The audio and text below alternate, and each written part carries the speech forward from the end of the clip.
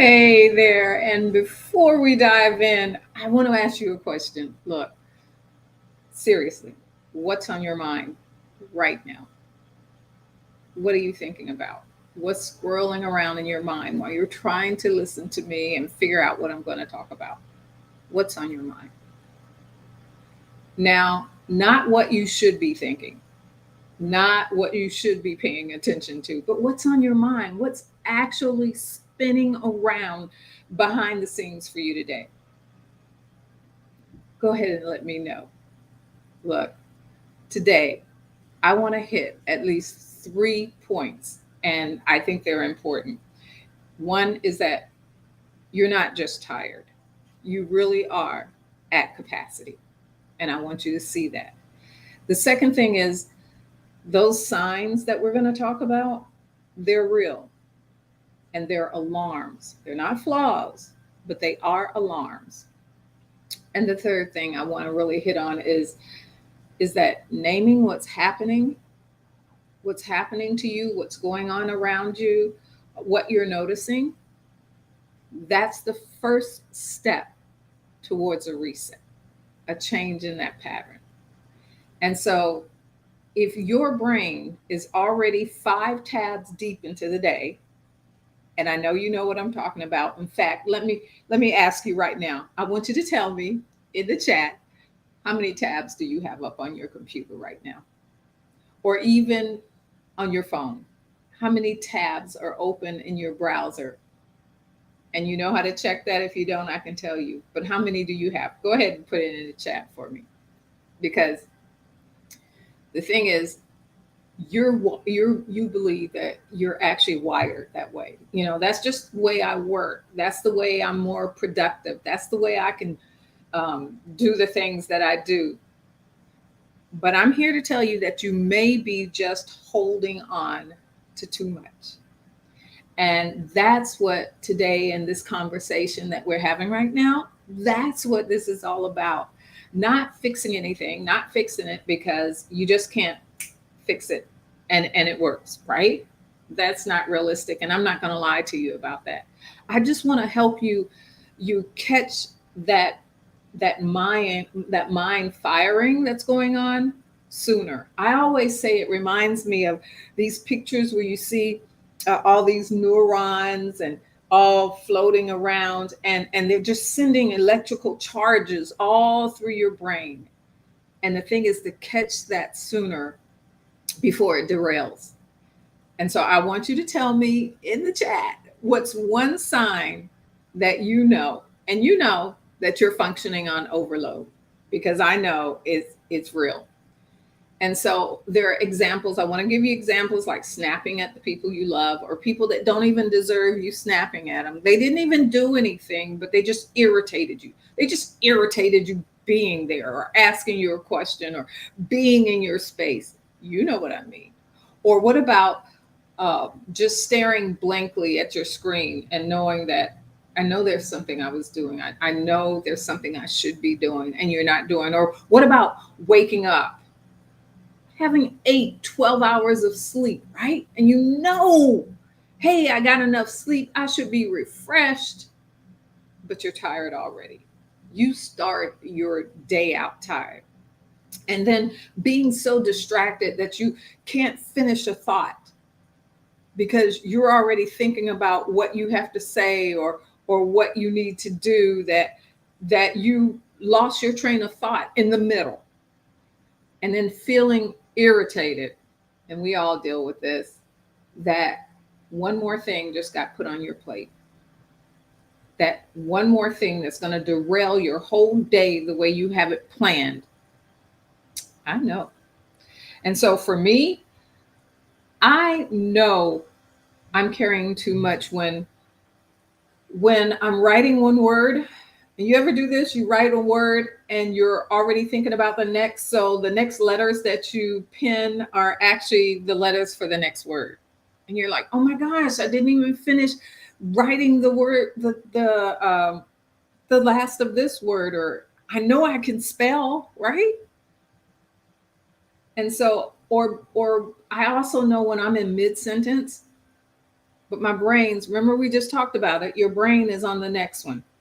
You're already on that next sentence, or you're already thinking about what you need to say or what you need to do. And our minds won't let us be still. Be still, my mind. It won't let you be still. And that's not just busyness, it's something deeper. And it's a warning light. And I want you to catch this. And I'm going to tell you why it was so scary for me, because dementia and Alzheimer's, and it's at an all-time high. I'm sure there is no one out there that doesn't know someone or a family member or a friend's family member has Alzheimer's or dementia. And so I started thinking, I'm forgetting things. I'm forgetting the word that I'm trying to pull out and stuff. And the fear that maybe I'm starting to decline in my thought process.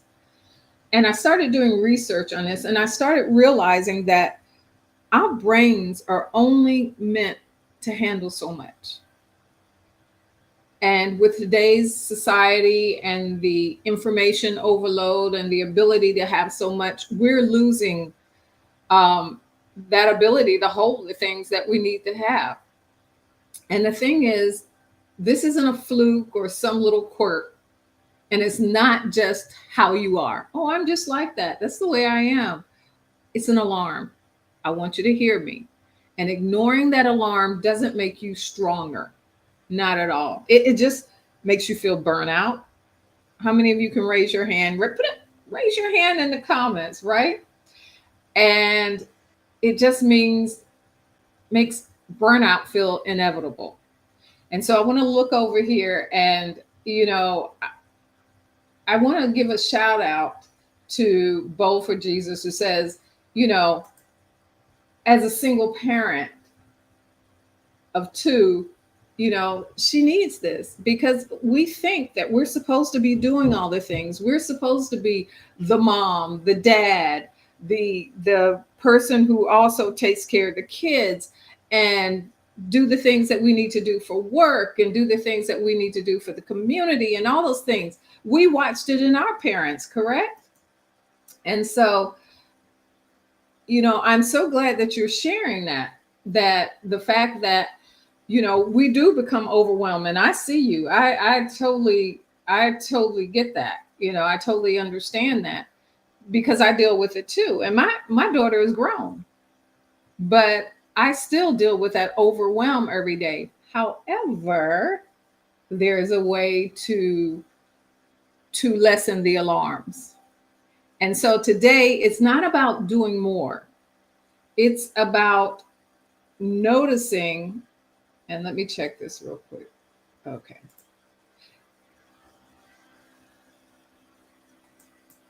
Okay, I'm sorry about that. But it's about noticing what's going on. Because the moment you name what's happening, you stop letting it run you.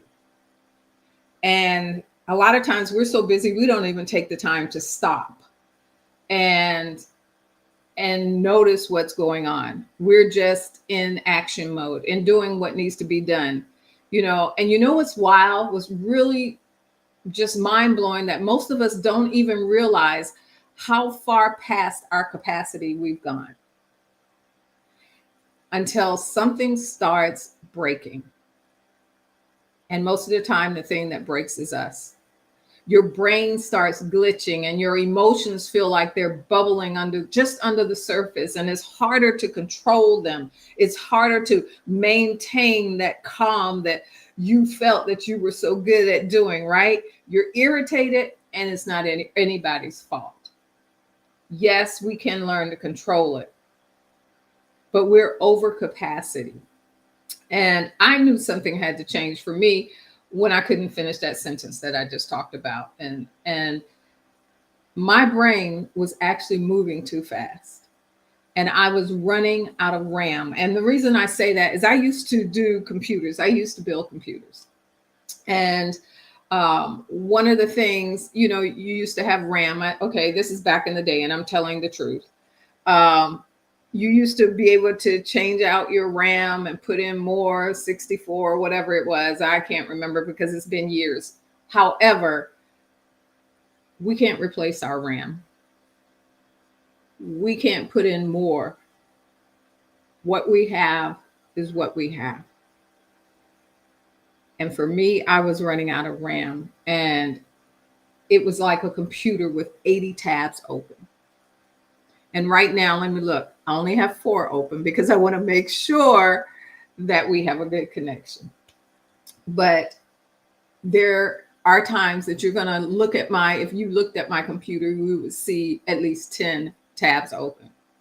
And the thing is, they're in the background running and updating, and your week, there are no restarts in your week.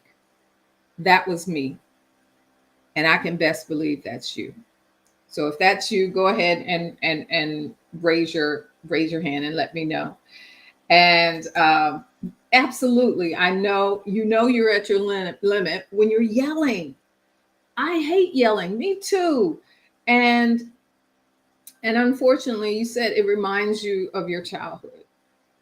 And a lot of times what we do, especially as parents, is we try to break the habits that we dealt with in our childhoods. How many times have you said to someone, I will never do that?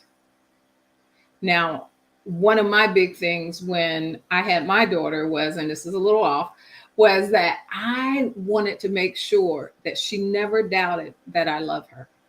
And so my thing was, every time we parted, whether it was on the phone, I would always say, I love you. Now, it's not because my parents didn't tell me they love me and stuff, but it was something that I think I had even watched on TV as a young kid.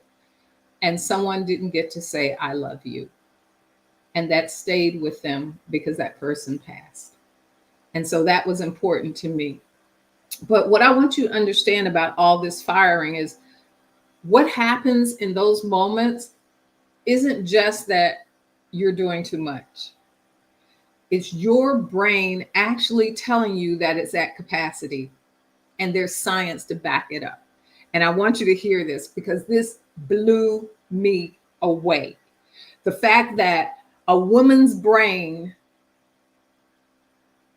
processes information significantly. Did you hear this? I want y'all to hear this. A woman's brain processes information significantly faster than men's. And particularly in areas like language, multitasking, which is a fallacy. And so even when we're at rest, when we're thinking we're relaxing, when you're sitting on that couch and you got your phone in front of your face, your brain is still firing on all cylinders.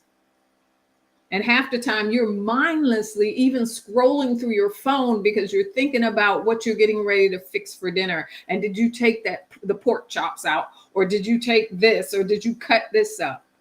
That's our brain. And that multitasking badge that they give us, like I said, is a lie. And our brains weren't meant to hold everything. But we've convinced ourselves that we can't afford to let anything drop. Lie. 100%. And then we add on top of that, and this I just found out recently or understood better, is that our hormones also affect, and that part I knew, our mental or our emotional capacity. And those of us that are experiencing like perimenopause all the way to menopause and all these other hormonal changes, your progesterone, your estrogen, and all of those levels are changing, your brain is actually, during that period of time, is actually rewiring because it has to change and compensate for the difference and the new changes in your hormone levels.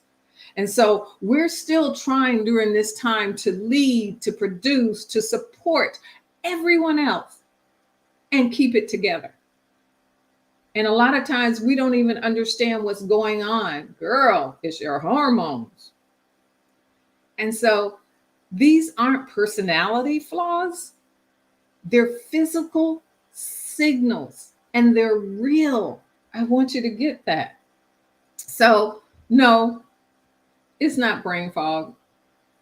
It's not what that you're getting older, and we all are. It's not that you've lost your edge. And what it really is that your brain and your body asking, hello, to be noticed. It's load, and it's too much, and it's too heavy. So let me ask you, and in the chat, what's one glitch that you've noticed lately? Things like you can't finish a thought, you wake up tired, you forget why you even walked into a room. So you have to walk out and do that trip again, trying to remind yourself, trying to jog your memory on why you took that journey the first place, right? I want you to drop it in the chat. And I see here, you know, absolutely big on apologizing. And that's a good one to look at. Thank you. So, did you drop it in the chat? Not because we're diagnosing anything, but so that we can stop pretending that we're the only one that is happening to. And we suffer in silence as women. We have an image to uphold. The good mom, the good wife, the perfect leader, the leader who cares, who's concerned. But do you care? And are you concerned about yourself? Let me ask you that. Can we just sit with what's actually going on in our lives right now? Just for a moment. What are you really weighed with right now? What is really weighing you down that you're pretending is normal? Because it's not. Thank you for sharing that you always wake up tired and you're very forgetful. Because you're not the only one. You're not the only one bold for Jesus. And we hide that. We like to pretend that everything is okay. And what about those times that you find yourself automatically responding to a request with a yes, when there's no way in God's green earth that you can realistically do it, but you still raise your hand? And you know that you're going to make hell or high water, you're going to make it happen to the detriment of yourself. Or like you said, bold for Jesus. Some mornings you just wake up tired when you went to bed. And you know what? That's not rest. That's survival fatigue. Because you know you still have to keep going. Or what about when you, like I said, just blank out mid-sentence? Because your brain is stretched thin. You have no more RAM left to fill. And I want us to stop normalizing that, because what it's not is not stress. It's not just being busy or having a lot going on. We all do. And it's not aging or mom brain or placenta brain. I've heard them all. And I understand, because placenta brain does deal with your hormones. And you know what? Most of all, it's not personal failure. We have normalized exhaustion, but those aren't quirks. They're alarms. I have to say this again. Did you know that when we name things, and remember I talked about naming what's going on earlier, when we name things, what we're feeling, that simple act of just naming it helps calm your stress response because you're no longer holding on to that. And that swirl that's going on quiets and your body begins to regulate. It's one of the first ways that we can get our power back. And the thing is, naming it, and I'm telling you, Bold for Jesus, I'm so proud of the fact that you are talking about it. Because naming it may feel risky, but what happens when you talk about it, when you put it out there, when you say it, even if it's to yourself, it means that now you see it. And once you see something, you can't unsee it. We're not ostriches. And so naming it means that we might have to make a change. And most of the times, that's why we don't want to see it. So what happens after we realize that something's off? We get scared, of course. We get scared of what we'll have to do next. So we try to ignore it. But tell me this. What's one sign, and I want to hear this, put it in the chat. What's one sign that your body or your brain gives you when you're carrying too much? And if you're writing on one of the other platforms, I am sorry, only certain ones will show up in this chat that I have. And so I will go back and I will comment and I will say something to your comments. And I am so grateful for those of you who are commenting. Thank you. Because you are letting the rest of us know that we're not alone. And so I'm asking again, what's one sign your body or your brain gives you when you're carrying too much? And I'm not asking you to explain it. I just want you to name it. I just want you to be aware and realize and call it out because you're not alone. We're so conditioned to believe that once we see the problem, the next thing is we have to fix it. And if you notice, I asked you, don't fix it. I didn't ask you to fix it. I just want you to notice it. So right now, what if that's not the invitation? I'm not asking you to fix it.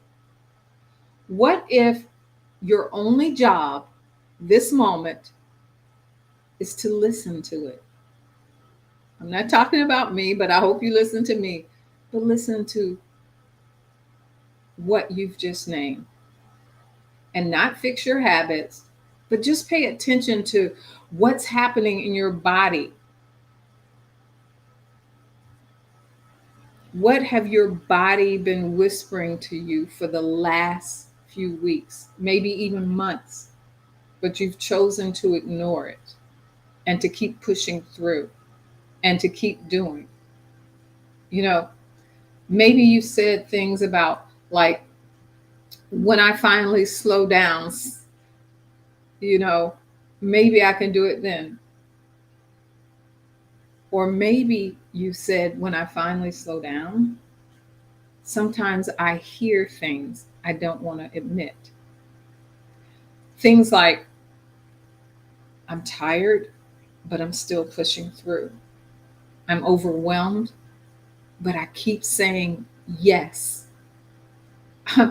I'm not okay. But I don't want anyone to worry about me.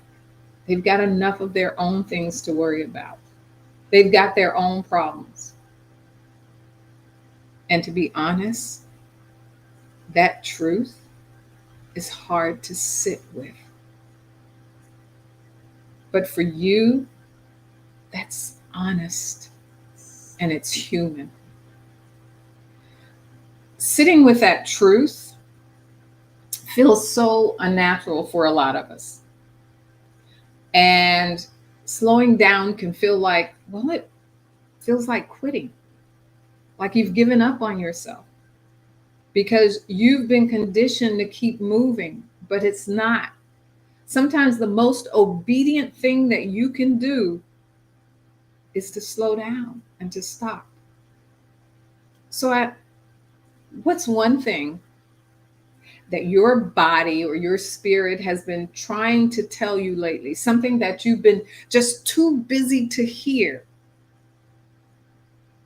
And I'd like you don't have to give the details, but just drop a word or a phrase in the comments, in the chat. And let's hold that together. I'm going to hold that with you. So let me go back to one question that I asked earlier. What's one sign today? I changed it. What's one sign today that you're carrying too much? Name it. You saw it. And that means that you're already shifting something for yourself. Look, this isn't a lunch and fix. That's not what we're calling. It's not a lunch and learn. It's not a lunch and fix. But you can stop pretending that you're not affected. And that, my friend, is wisdom. The strong thing isn't pushing through, which we do all the time. The strongest thing that you can do is to be honest enough to pause and say, this is too much. I can't. I matter too. So look, today we covered 3 things. One, that you're not just tired, that you're at capacity. And many high performing women ignore early signs of this cognitive and emotional overload. And chalking it up just to busyness or age, when it's actually a systematic symbol from the brain and your body that you're carrying too much. I want you to listen. And I want you to know, number 2, that the signals are real and they are alarms, not flaws. Things like brain fog and irritability and fatigue after sleep aren't personality quirks. They're red flags, and learning to recognize them early is part of reclaiming your energy. And the third thing we talked about is naming what's happening is your first step towards the reset and the changing of that pattern. And by labeling these moments of overload with honesty, becoming aware of them without jumping in to fix them, I'm not asking you to do that right now. You begin to break the cycle of shame and overfunctioning. So listen, if you're in a season where you know something has to shift, something has to change, I want to invite you to keep going. And don't lose the clarity that you gained or you had today. And if this hit you in the gut, if you know that you know that you know, I've actually opened the door for a few women to step into something deeper. And it's the experience. And what it is a 3-day private experience designed just to interrupt your loudest pattern and get your energy and your voice back. And it's not for everyone. But if you know, you know. I want you to message me and I'll tell you more. Look, you're at capacity. And now you know. So what do you do next? That's up to you. 100%. I'm probably not even telling you something new. I may be saying it differently, but you know. And here's where the shift begins. So before we go, tell me one word that you're taking with you from today, from our conversation. Just one word. Share with me one word that you're taking with you today, and I want you to drop it in the comments in the chat. And I want to close this space the same way we entered it, and that's together. Until next time, take care. You're on the Unlearning Break Time with Mischelle. Bye bye.